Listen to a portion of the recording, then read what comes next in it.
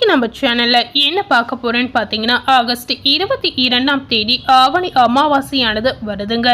இந்த ஆவணி அமாவாசைக்கு பிறகு கும்பம் ராசி நேயர்களுக்கு என்ன மாதிரி நல்லது நடக்க போகுது, என்ன மாதிரி விளைவுகளை நீங்க சந்திக்க போறீங்க அப்படிங்கிறத பார்க்கலாம். ஸோ உங்களுடைய ராசிக்கு என்ன பலன் கிடைச்சிருக்கு அப்படிங்கிறத பார்க்கறதுக்கு முன்னாடி, இந்த ஆவணி அமாவாசை என்று முன்னோர்களுக்கு என்ன மாதிரி முறையில் தர்ப்பணம் கொடுக்கணும், இந்த மாதிரி தர்ப்பணம் கொடுக்கறதுனால உங்களுக்கு என்னென்ன பலன்கள் கிடைக்க போகுது அப்படிங்கிறத பார்க்கலாம். அதன் பிறகு உங்களுக்கு என்ன மாற்றங்கள் கிடைக்க போகுது அப்படிங்கிறத முழுமையாக பார்த்து தெரிந்து கொள்ளலாம்.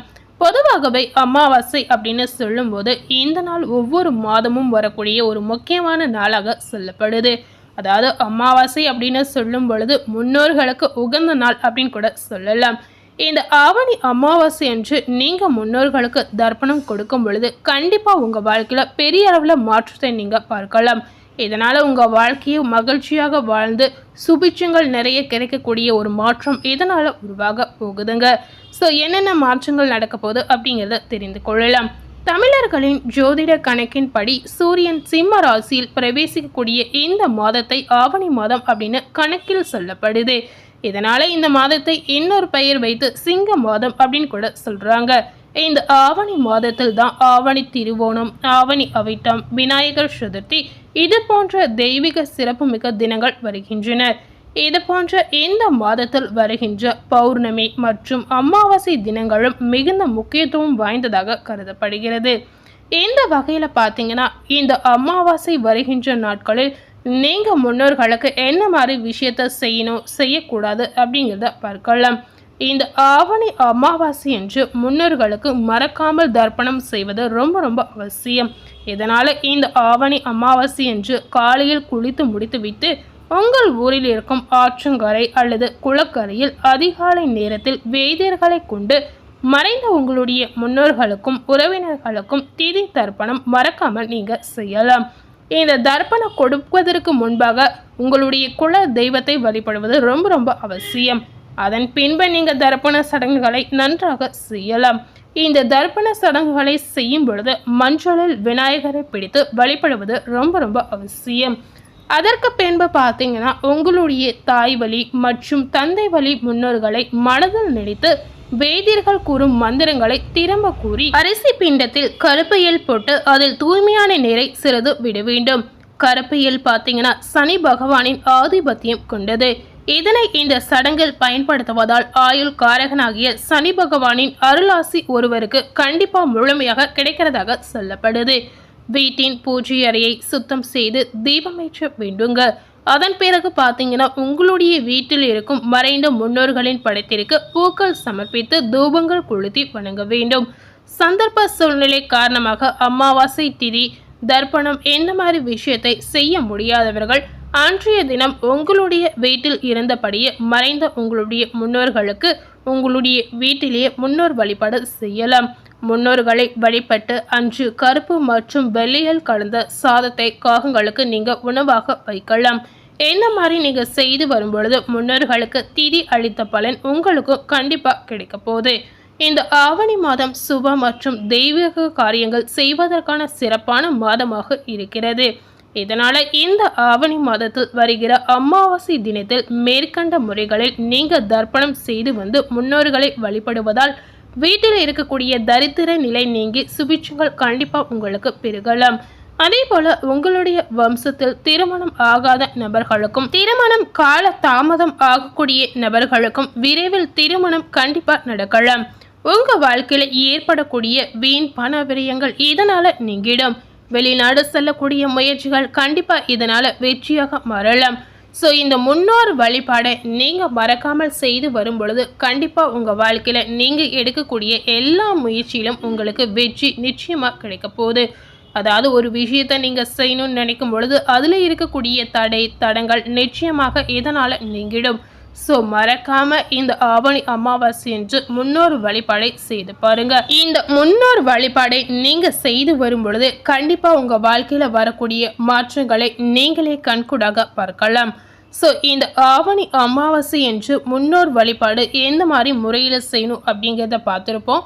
இதனைத் தொடர்ந்து இந்த ஆவணி அமாவாசைக்கு பிறகு கும்பம் ராசி நேயர்களுக்கு என்ன பலன் கிடைச்சிருக்கு அப்படிங்கிறத பார்க்கலாம். கும்ப ராசினியர்களுக்கு இந்த நாட்கள் கொஞ்சம் சுமாரான நாட்களாக கண்டிப்பா இருக்க போகுது. இந்த ஆவணி அமாவாசைக்கு பிறகு வரக்கூடிய நாட்கள் உங்களுக்கு சுமாரான ஒரு பலனை பெற்றுத்தரக்கூடிய யோகம் நிறைந்திருக்கு. ராகு பகவான் இந்த நேரத்துல உங்களுடைய ராசியில் இருக்கிறார். இந்த ஆவணி அமாவாசைக்கு பிறகு சூரியன், புதன் மற்றும் கேது 7ஆம் வீட்டில் இருக்கின்றனர். இதனால பாத்தீங்கன்னா கும்பம் ராசினியர்களுக்கு உங்களுடைய ஆரோக்கியத்தில் ஏற்ற இறக்கங்களை ஏற்படுத்தலாம். செவ்வாய் 8ஆம் வீட்டில் இருப்பதால் உடல் ரீதியாக சில பிரச்சனைகள் வரலாம். அதே போல உடல் ரீதியாக சில ஆபத்துகள் ஏற்படக்கூடிய வாய்ப்பும் இருக்கிறது. அதாவது விபத்து வரக்கூடிய வாய்ப்பு இருக்கிறது. உடல் ரீதியாக ஏதாவது காயங்கள் கூட உங்களுக்கு ஏற்படும். அதனால நீங்க வெளியே செல்லும் போது, வண்டி வாகனத்துல செல்லும் போதும் கொஞ்சம் ஜாக்கிரதையாக இருப்பது அவசியம். தொலைதூர பயணங்களை இந்த நேரத்தில் தவிர்ப்பது கும்பராசினியர்களுக்கு ரொம்பவே நல்லதுங்க. இந்த நேரத்தில் நீங்கள் வாகனம் ஓட்டாமல் இருப்பதே உங்களுக்கு மிகுந்த நல்லதாக கண்டிப்பாக இருக்க போகுது. இதனால் உங்களுக்கு ஏற்படக்கூடிய விபத்துக்களை கண்டிப்பாக நீங்கள் தவிர்க்கலாம். 6ஆம் வீட்டில் சுக்கிரன் இருப்பதால் உடல்நல கோளாறுகள் கண்டிப்பாக உங்களுக்கு அதிகரிக்கும். திருமண உறவுகளில் ஏற்ற இறக்கங்கள் ஏற்படலாம். இந்த ஆவணி அமாவாசைக்கு பிறகு வரக்கூடிய நாட்கள் உங்களுக்கு சாதகமாக தோன்றலாம். காதல் உறவுகளுக்கு இது ஒரு நல்ல நேரமாக அமைய போகுது. வேலை செய்பவர்களுக்கு பார்த்தீங்கன்னா இந்த நேரத்தின் ஆரம்பம் கொஞ்சம் பலவீனமாக இருக்கலாம். அதே போல வேலையில் சிக்கல்களை சந்திக்கக்கூடிய சூழலும் உங்களுக்கு கண்டிப்பாக ஏற்பட போகுது. இந்த ஆவணி அமாவாசைக்கு பிறகு பார்க்கும் பொழுது நல்ல சூழ்நிலைகள் வருவதற்கான வாய்ப்பும் ஒரு பகுதியில் உங்களுக்கு இருக்கிறது. வியாபாரத்தில் நல்ல வெற்றியை இதனால நீங்க கண்கூடா பார்க்கலாம். இருப்பினும் பார்த்தீங்கன்னா கொஞ்சம் எச்சரிக்கையாக இருப்பது அவசியம். எந்த ஒரு விஷயத்தை செய்தாலும் சரி, எந்த ஒரு விஷயத்தை பற்றி நீங்க யோசித்தாலும் சரி, கொஞ்சம் எச்சரிக்கையாக ஜாக்கிரதையாக இருப்பது ரொம்ப ரொம்ப அவசியம். அதே போல நிதி ரீதியாக கும்பராசினியர்களுக்கு ஆவணி அமாவாசைக்கு பிறகு பார்க்கும் பொழுது கொஞ்சம் நிதி ரீதியான பிரச்சனைகளை சந்திக்கக்கூடிய சூழல் உங்களுக்கு ஏற்படுத்தலாம். அதிக லாபத்தை எதிர்பார்க்காமல் செலவுகளை கட்டுக்குள் வைத்திருக்க முயன்றீங்கன்னா கண்டிப்பா அதிக லாபத்தை பெறக்கூடிய அம்சம் உங்களுக்கு இருக்கிறது. மாணவர்களுக்கு பார்த்தீங்கன்னா இந்த நேரம் கொஞ்சம் சாதகமாக இருக்க போது. படிப்பை தொடரவும் அதில் நல்ல முடிவுகளை பெறக்கூடிய சூழல் உங்களுக்கு ஏற்படும். தொழில் ரீதியாக பார்த்தீங்கன்னா இந்த நேரம் உங்களுக்கு சராசரியாக இருக்கலாம். 10ஆம் வீட்டின் அதிபதி இந்த நேரத்தில் 8ஆம் வீட்டில் அமர்வதால் உங்களுக்கு வேலை துறையில் பிரச்சனைகள் ஏற்படலாம். அதே போல சூரியனும் புதனும் 8ஆம் வீட்டிற்கும் சுக்கிரன் 7ஆம் வீட்டிற்கும் வாழ்கின்றனர்.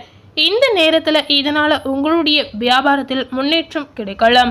இந்த நேரம் உங்களுக்கு கொஞ்சம் சாதகமாக இருந்தாலும் இன்னொரு பக்கம் சில விளைவுகளும் ஏற்படுவதற்கான சூழல் கண்டிப்பாக இருக்கிறது.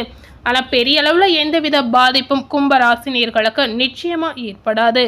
உயர்கல்வி படிக்கக்கூடிய மாணவர்களுக்கு இந்த காலகட்டம் கொஞ்சம் நீங்கள் நினைத்த விஷயங்கள் நடக்கக்கூடிய காலகட்டமாக கண்டிப்பாக உங்களுக்கு மாறலாம். வெளியில் சென்று படிக்க நினைச்சிங்கன்னா கண்டிப்பாக உங்களுடைய கனவுகள், ஆசைகள் நிறைவேறும். ஆனால் இந்த மாதிரி முயற்சிகளை நீங்கள் செய்யும் பொழுது அதில் ஏதாவது ஒரு வகையில் பிரச்சனை, சிக்கல் வருவதற்கான வாய்ப்பும் இருக்கிறது. என்னதான் பிரச்சனை வந்தாலும் அனைத்துமே சமாளித்து வரக்கூடிய தைரியம் எப்பொழுதுமே கும்பராசினியர்களுக்கு இருக்க போகுது. இந்த காலகட்டத்தில் காதல் தொடர்பான உங்களுடைய நம்பிக்கை கொஞ்சம் அதிகமாக இருக்க போகுது. உங்களுடைய காதலியை திருமணம் செய்து கொள்ள விரும்பினால் பேச்சுவார்த்தைகள் ஏதாவது செஞ்சீங்கன்னா கண்டிப்பாக இதன் மூலம் உங்களுக்கு நல்ல முடிவுகள் கிடைக்கலாம். அதாவது உறுதிப்படுத்தக்கூடிய வாய்ப்புகள் இதன் மூலம் உங்களுக்கு கிடைக்க போகுது. அதே போல பயணங்களால் கும்பம் ராசினியர்களுக்கு சில ஆதாயங்கள் ஏற்படும். அதாவது பண ரீதியான ஆதாயங்கள் உண்டாகலாம். இந்த ஆவணி அமாவாசைக்கு பிறகு பார்க்கும் பொழுது சூரியனும் புதனும் கேதுவுடன் 7ஆம் வீட்டில் இருக்கின்றனர். ராகு உங்களுடைய ராசியிலே நிலைத்து இருக்கிறார். சுக்கிரன் 6ஆம் வீட்டில், செவ்வாய் 8ஆம் வீட்டில் இருக்கின்றனர். இதனால இந்த மாதிரி நேரத்துல உடல்நல குறைபாடுகள் நிச்சயமா உங்களுக்கு அதிகரிக்கும். அதனால ஆரோக்கியத்துல நீங்க கொஞ்சம் எச்சரிக்கையாக கவனமாக இருப்பது அவசியம். இன்னைக்கு நம்ம சேனல்ல இந்த ஆவணி அமாவாசைக்கு பிறகு கும்பம் ராசி நேயர்களுக்கு என்ன பலன் கிடைச்சிருக்கு, அதே போல இந்த ஆவணி அமாவாசை அன்று கும்பராசினியர்கள் முன்னோர் வழிபாடு எந்த மாதிரி முறையில் செய்யலாம் அப்படிங்கிறத இந்த வீடியோ மூலம் முழுமையாக பார்த்து தெரிந்திருப்பீங்க. ஸோ இந்த வீடியோவை நீங்கள் பார்த்து பயன் அடைந்த மாதிரி உங்கள் ஃப்ரெண்ட்ஸ் அண்ட் ஃபேமிலி பார்த்து பயன் அடையணும்னு நினச்சிங்கன்னா இந்த வீடியோவை உங்கள் ஃப்ரெண்ட்ஸ் அண்ட் ஃபேமிலிக்கு லைக் பண்ணி ஷேர் பண்ணுங்கள். மேலும் இது போல ஒரு புதிய தகவலை தெரிந்து கொள்ளணும் அப்படின்னு நினைச்சீங்கன்னா மறக்காம நம்ம சேனலை சப்ஸ்கிரைப் பண்ணி அதே போல பக்கத்தில் இருக்கக்கூடிய பெல் பட்டனையும் மறக்காம ப்ரெஸ் பண்ணிடுங்க.